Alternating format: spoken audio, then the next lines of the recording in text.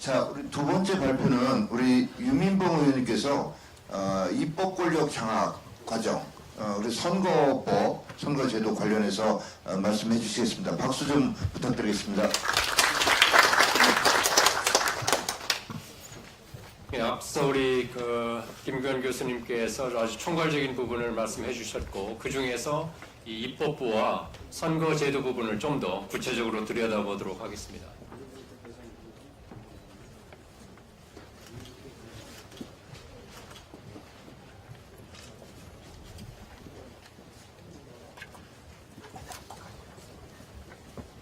예. 1999년 2월에 차베스가 이제 대통령에 취임을 하는데, 바로 1998년 총선에서 야당이 상하원을 다수를 점합니다. 여소야대가 되는 거죠, 취임 당시에. 그러니까 앞서 설명드린 대로 이 입법부에서 많은 법을 통과시켜야 되는데 이 상황이 만만치 않습니다. 그래서 입법부를 무력화시키는 대의민주주의를 부정하는 그런 전략을 택하게 되는데, 그래서 직접 대중을 선동하고 여론을 동원해가지고 국민에게 호소해서 이 헌법기관들에 대한 압박을 가하게 됩니다. 그래서 바로 재헌의회를 통해서 새로 헌법을 만드는 그런 과정을 거치게 됩니다. 재헌의회를 구성을 해서 실제로 131명 중에서 125명을 당선시키니까 입법권을 장악했죠. 그래서 이 재헌의회에서 신헌법을 통과시켜가지고 이제 선거법도 양원제에서 단원제로, 대통령 임기도 6년 중임으로, 그리고 기존의 입법, 사법, 행정에서 선거관리위원회를 헌법기관으로 하는 등 5권 분립으로 전환이 됩니다. 자, 그러면 이제 신헌법에 의해서 처음 선거를 실시하는데요. 총선을 다시 하는 거죠. 그 총선에서 의도한 대로 과반을 확보하게 됩니다. 이제 2000년에 총선을 통해서 과반을 확보하면서 앞서 설명드린 대로 좌파 복지정책, 좌파 사회단체 조직화, 베네수엘라 석유회사 국영화, 그리고 사법부 장악이 본격화됩니다. 이제 저희들이 상당히 주목해야 될 부분이 바로 2005년 총선입니다. 2005년 총선은 사실 1993년에 이미 연동형 비례대표제를 채택하고 있었습니다. 베네수엘라에서. 그럼에도 불구하고 연동형 비례제의 어떤 부작용이 잘 나타나지 않았어요. 아주 중요한 요소 중에 하나는 지역으로 출마한 후보자가 정당 명부제, 비례대표 후보에도 등록이 됩니다. 그러니까 정당을 분리시킬 유인이 별로 없는 거예요. 어쨌든 나도 당선되고 내가 속해 있는 비례로도 지지를 얻어야 되니까 정당 득표율을 높여야 되는 그런 부분이 있고요. 또 이때 연동형 비례는 주 단위였습니다. 전국 단위가 아니고. 그래서 연동형 폐해가 별로 나타나지 않았는데, 앞서 보신 대로 2000년 총선에서 55% 간신히 과반을 넘은 상태이거든요. 그러면서 2005년 총선에서 이 차베스 당이 어떤 전략을 쓰냐면은, 연동형 비례라는 거 잘 아시겠지만 정당 득표율에 따라서 확보된 의석에서 지역에서 당선된 의석수를 빼는 것 아닙니까? 그러니까 지역에서 당선된 의석이 손해본다고 생각을 하는 거예요. 그래서 베네수엘라의 차베스 당은 오히려 의원들이 비례 후보로 들어갑니다. 거의 전적으로. 반면에 새로 당을 하나 만들어가지고 지역 후보로 내보냅니다. 그러니까 두 개의 당이지만 사실은 짝퉁이고 위성정당을 만들어서 출마를 하는 거죠. 그러니까 정당 득표율대로 비례대표를 확보할 수 있는 것입니다.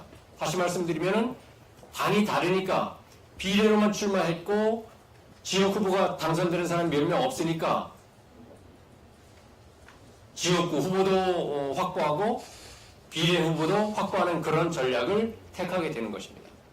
그러니까 야당이 이것을 보고 이제 전략을 짜는 거죠. 우리도 저런 방식으로 들어갈까? 하다 보니까 너무 기존의 짧은 기간에 이 정당을 새로 창당하고 연대하기가 만만치 않습니다. 그래서 총선 4일 전에 야당 주요 5개 야당은 전부 다 보이콧을 합니다. 그러니까 이제 차베스 당하고 차베스 당의 위성정당이 여기 보시면 알겠지만은 MVR이라는 것이 차베스 집권여당인데 여기는 비례대표를 56석을 당선시킵니다. 65석 중에서. 그리고 이제 위성정당의 UV인데 여기는 비례 대신에 지역구로 출마해서 96석 중에서 90석을 차지하게 됩니다. 그러니까 국회에서, 의회에서 이제 양원제에서 단원제로 하원만 있습니다. 국회 하나가 있는 거죠. 거기에서 3분의 2를 확보하게 됩니다. 국회에서 3분의 2라는 것이 무슨 의미냐면 베네수엘라에서는 기본법이라는 것이 있는데요. 인권 등등에 관련된 기본법은 국회의 3분의 2 이상의 찬성으로 통과시킬 수 있습니다. 그러니까 국회를 3분의 2 이상 확실하게 확보했으니까 이제 기본법을 자기들 마음대로 제정할 수 있는 그 상황을 만들어 놓게 되는 것입니다. 그럼 이제 2005년 선거를 통해서 연동형 비례를 통해서 상당히 득을 봤죠. 야당이 특히 보이콧하면서. 그래서 2010년 됩니다. 그러니까 여당이 이제 생각을 해보는 거죠. 자, 지난 2005년 연동형 비례에서는 우리가 정당 쪼개기를 해가지고 지역하고 비례하고 따로따로 가면서 양쪽을 다 의석을 확보했는데 만약에 야당도 이런 방식으로 정당 쪼개기를 하고 아니면 역할 연대를 해가지고 지역은 지역끼리 가고 비례는 비례끼리 간다면 이것은 2005년 효과를 얻기가 굉장히 힘든 구조가 되는 거죠. 그러니까 2010년 총선에서는 그 이전에 선거법을 개정해가지고 완전히 병립형 비례대표제로 바꾸게 됩니다. 그러니까 연동형 비례는 한 번 하고 먹게 한 것이 되는 것이죠. 그래서 2010년 선거에서 165석 중에서 96석, 58.2% 정도로 이제 약화되는 거죠. 그런데 이때 야당은 단일 통합야당 아니었습니다. 야당은 연대를 하게 됩니다. 그래서 지역 후보에서 모두 단일 후보로 이렇게 연대해서 후보를 내면서 사실은 여당의 3분의 기본법 제정 선을 막아내는 것입니다. 그래서 이때 이제 야당 연합을 통해서 후보 단일화를 한 거죠. 여당의 독주를 막아내게 되는 그 전략도 있고, 물론 이제 2010년 정도 되면은 차베스의 일방 독주, 경제 악화에 대한 민심 이반, 이것이 함께 작동하는 것입니다. 2015년에 총선이 한 번 더 있습니다. 이때는 이제 경제가 완전 망가지고 국민 모두가 민심이 이반된 그런 상황이었습니다. 그래도 야당은 다행히 후보 단일화에 대한 연대를 이어갔습니다. 그리고 여당도 이제 새로 당을 창당하고 연대를 해가지고 나서지만은 야권 연합이 167석 중에서 109석, 65.3%를 확보하고 여기에 원주민 3석까지 합치면은 이제 오히려 야권 연대가 3분의 2를 확보하게 됩니다. 그러니까 이제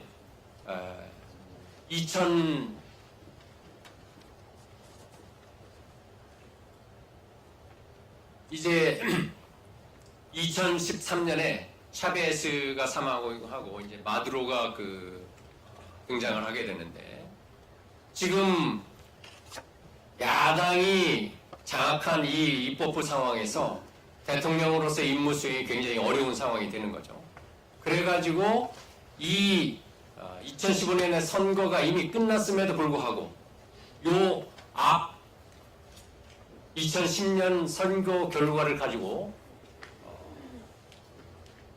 임명된 대법원 판사들을 재선임하게 됩니다. 왜냐하면 이제 야당이 다수당이 되면은 대법관 임명해서 야당이 작용을 하니까 그것을 차단하기 위해서 2015년 선거 결과에 의해서 새 의회가 출범하기 전에 대법관들을 그런 식으로 임명하고, 선관위의 경우에는 이미 1999년에 헌법기관으로 격상시킨 다음에 5위의 선관위원 중에서 4인을 차베스주의자로 임명하게 됩니다. 선관위를 장악했고 이제 사법부도 앞서 말씀드린 대로 장악이 된 상황입니다.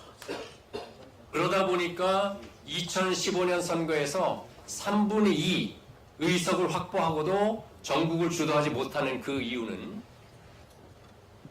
최고재판소에서 2015년 총선에서 한 개 주에서 선거 무효 판결을 내립니다. 그리고 한 개 주에서의 선거 무효 판결을 근거로 해가지고 이제 2015년 총선으로 구성된 의회 전체를 무효화시킵니다. 대단한 그 결정이죠. 그 다음 선관위에서는 이제 3분의 2를 확보한 야당이 마두로 대통령에 대한 국민 소환 투표를 추진하니까 이것을 정지 결정을 내립니다. 선관위가 이제 개입을 하기 시작하는 거죠. 그 다음 2017년 재원의회 선거는 합법이라는 것을 사법 국민 투표를 통하지 않고 최고 사법재판소에서 판결을 내리고 또 선관위에서 그 선거를 강행시킵니다. 그래서 구성된 재원의회로 이제 2015년 총선으로 구성된 그 국회를 무효화시키는 그런 상황이 되는 것입니다. 그리고 선관위에서는 2018년 대통령 선거를 또 조기 실시하는 것을 승인해가지고 마두로가 다시 대통령이 되는 그런 상황이 벌어진 것입니다. 그러면서 지금 베네수엘라 전국이 앞서 말씀드린 대로 경제가 완전 폭망하고 민심이 이반되었음에도 불구하고 최고사법재판소, 대통령, 선관위 이런 헌법기관을 가지고 지금 정권이 유지되는 혼란 속에서도 집권을 유지하는 그런 상황이 되는 것입니다. 지금 앞서 그리고 지금 설명드린 걸 보면은 정말 제가 이 자리에서 저 입으로 쓸 수 있는 최고의 단어가 저는 막무가내입니다. 정말 다른 자리에서 많은 분들은 이보다 훨씬 더 심한 말을 쓸 수밖에 없는 그런 그 상황인데요. 그런 상황들이 지금 우리나라가 거기까지는 가지 않았는지 모르지만 그런 방향 쪽으로 점점 다가가고 있다는 것이 우리가 두려운 것입니다. 감사합니다.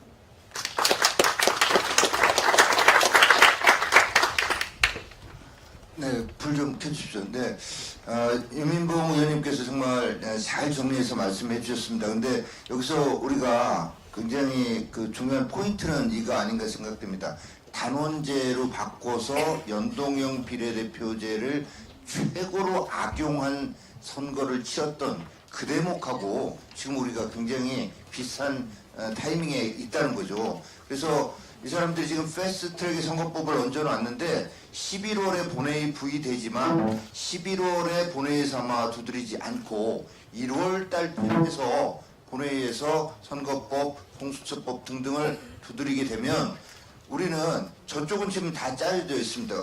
저기처럼 차베스처럼 위성정당하고 이렇게 해서 표 나눠 먹는 이게 다 돼 있는데 우리 우파의 경우에는 그 부분이 금방 당을 만들어서 이렇게 할 수도 없고 그렇다고 지금 우파 성향에 있는 당들하고 그 부분이 잘 이렇게 역할 분담이 될 수 있느냐 그런 상황도 지금 아닙니다. 그래서 그렇다고 지금 저기 베네수엘라처럼 선거를 보이콧하면 좋아할 사람은 이 사람들은 그냥 말 그대로 차베스처럼 그럼 니들 빠져라 우리끼리 다 할게 이렇게 할 상황이거든요. 정말로 지금 우리가 기로에 서 있고 그래서 내년 총선 4월 15일 총선이 저 베네수엘라식으로 연동 비례대표제 한다면 한번 일회용입니다. 이런 공작이야. 한번 하고 나서 그 다음 뭐 하겠는가. 개헌하고 아까 원내대표도 말씀드렸지만 베네수엘라 찍고 북한으로 가는 북한 스타일로 가는 이런 거 되지 않느냐는 우려를 하지 않을 수가 없다는 말씀 드리고요.